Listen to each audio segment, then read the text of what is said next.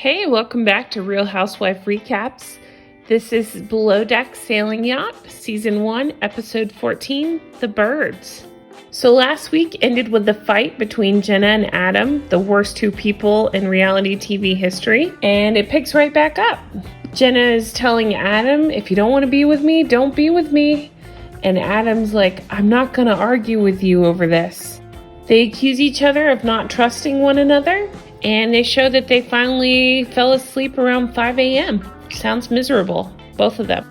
So the next morning, we have Jenna and Georgia talking. Jenna tells Georgia she's not motivated, and Georgia tells her it doesn't seem like you woke up on the right side of the bed.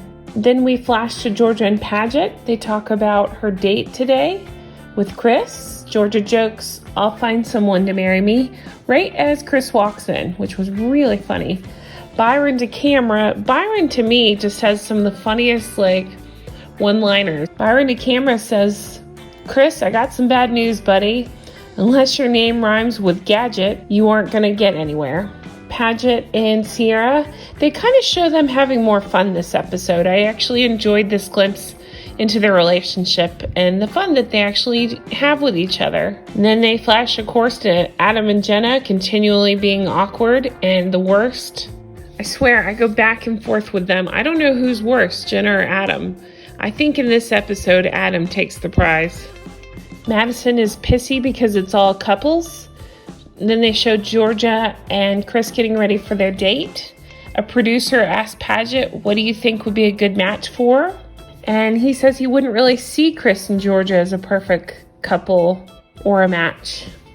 I actually think they're cute together. I think he's got a personality, and so does she, and it was kind of an awkward date. I mean, it was fun. They go to that fish spa where they nibble on your feet, but it was weird. They just kept showing the name of this fish spa over and over, so it's almost like a weird business placement, I guess, or advertisement, because they didn't really show them doing anything else but go to the spa and come back. But it seemed like they had a fun time together. So, of course, we got Adam and Jenna still being awful. Georgia and Chris get back from their date and they kind of hang with everybody. And then Georgia and Madison together. So she kind of explains to Madison that the previous night, everyone was thrown by Madison being upset and her attitude about everything. And Georgia admits that she told the crew what happened to Madison's sister. Madison gets very upset and repeats that that's effed up. Georgia says, I'm not trying to make it about your sister. It was more to give a bit of insight. Madison says she's pissed off. Everyone on the boat has someone, and she thought Georgia was her person, and then for her to do that really made her sad. And then we got Glenn, Jenna, Adam, and Paget. They go to their preference sheet meeting. We kind of get to hear about Carrie and Dino. They're best friends for 27 years.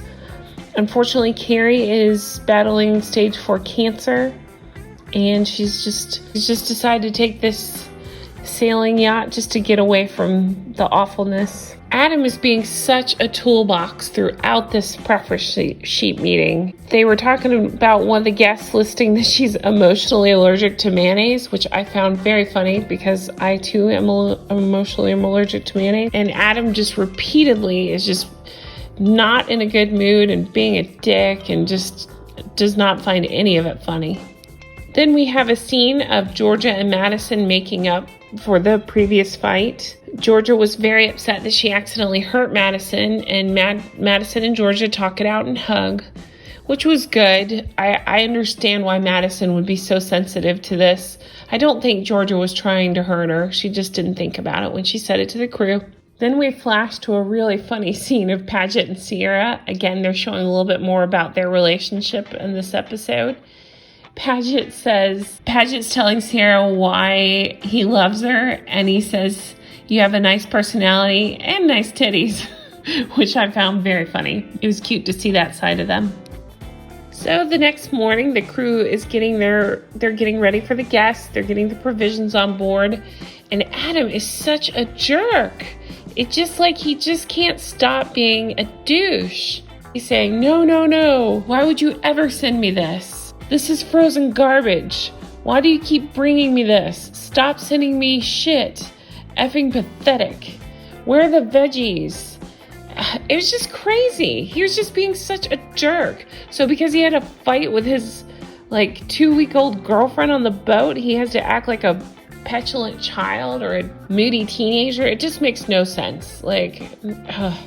He's such a jerk. I just can't with him. I really can't. I don't understand why he's even on the show. He's just so miserable.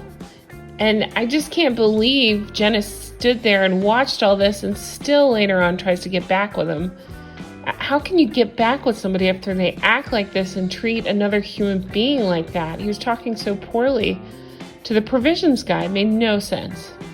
Byron has a funny line here. He says, Adam's throwing a tantrum. He's like Fruit Loops crazy.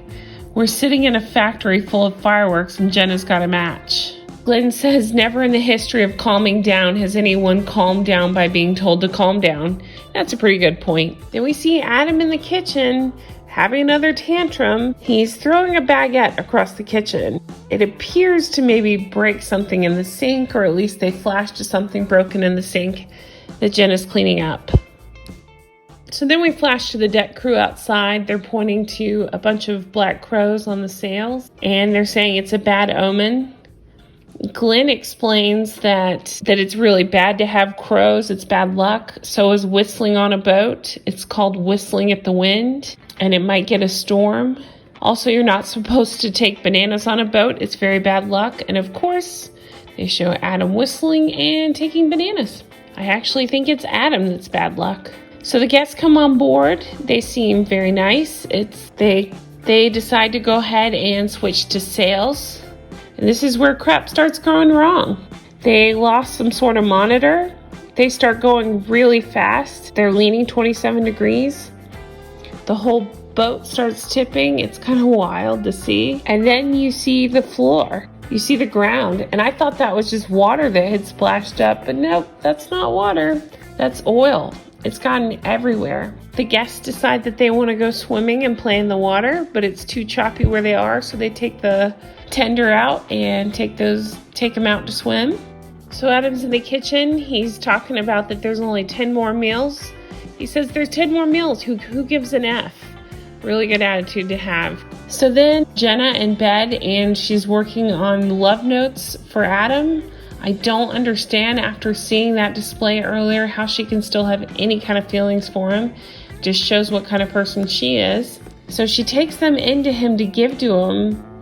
And they're these nice little notes that she folded up and wrote for him. And the one he opens today says, "You make me smile every day." He just kind of puts it to the side and kind of doesn't react after he got mad at Jenna for not reacting to the flowers. Seriously, he is a teenage girl. So as Jenna's walking down the hall, she says, "F you, Adam." Glenn then explains that mechanically the boat's okay, but it's going to be a total nightmare to clean up all the oil. Adam kind of changes his tune and says he wants to pull out all the stops for the meal tonight. And they ask Paget to deliver the cake. They wanted a cake delivered shirtless. So Paget's trying to do last minute pumps. He looks fantastic, but he says he kind of lets us in on his backstory and explains that he used to be chubby, so he struggles with being confident. But he's a good sport about it, and he plays along, and the guests really seem to get a kick out of it, and so does Georgia. Adam and Jenna go out to the front of the boat and talk. Adam says Jenna requires a level of communication that he's not used to. Adam says he wants to run for the hills, that it's not a good time to get emotionally involved. We took the wrong route. They flash to Georgia singing. Adam says he wants off the boat to hop in a van and to drive away. I think these two are actually perfect for each other. They are all about themselves. So then we get a flash to next time. You got Paget asking Georgia what's up with her and Chris. Chris throws out his back. Jenna says she had a rough night. And Madison is explained that she just got put on full service and laundry so Jenna could take a nap. There's an interesting meeting where Glenn says the interior service has dropped and wants to have a talk to Jenna. So that should be super interesting. I'm already excited to see that episode.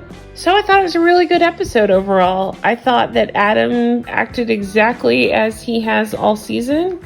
just maybe even a little worse. He just proved himself all over again. I like Chris, so I hope he's going to be okay. I thought it was actually really cool to see an insight of Paget and Sierra. Their relationship seemed more fun this episode. So yeah, I'll be tuning in next week, and I hope you'll tune in with me. I also recap Real Housewives of New York and Real Housewives of Beverly Hills, so check those out as well. And I can't wait for Below Deck Med, which is coming this summer.